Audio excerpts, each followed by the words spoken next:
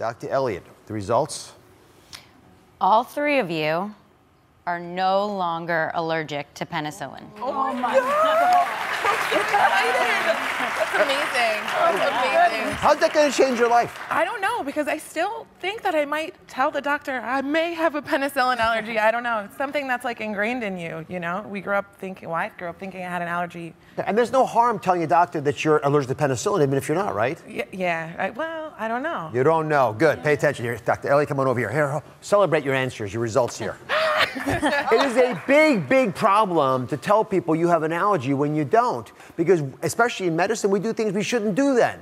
We use medications that aren't in your best interest because you got to take risks because you can't use the things you want to do. So help analyze this for us. This study that we just did is our show version of something that the entire medical community has now been alarmed by.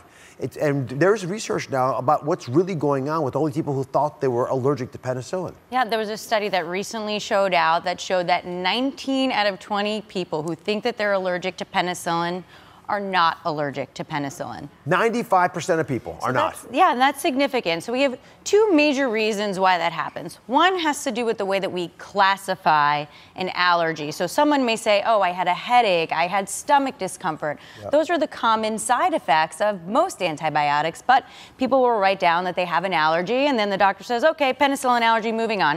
Right. That happens. The other piece of it is the science of it, and that's what we proved with this test. 80% of people will grow out of their allergy within 10 years. So the allergy just goes away. It can fade over time.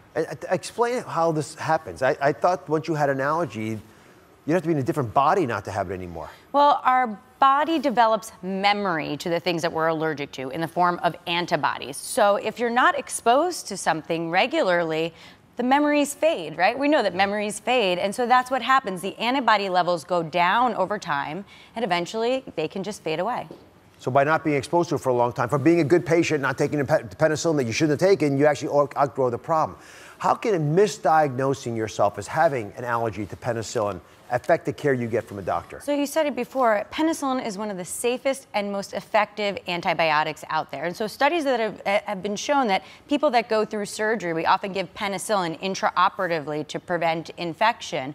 And the folks that say they're allergic to penicillin have worse outcomes because they receive an alternative antibiotic that isn't as good as treating that infection.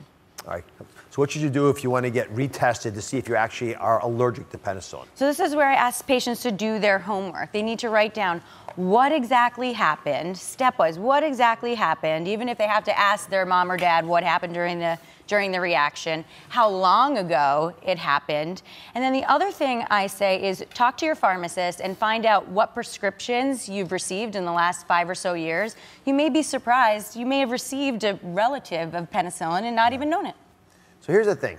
These are pretty surprising numbers. 95% of us who think we're penicillin allergic aren't.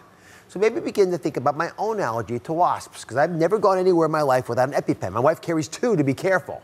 And I love bees. I have bees, right? Keep them at home.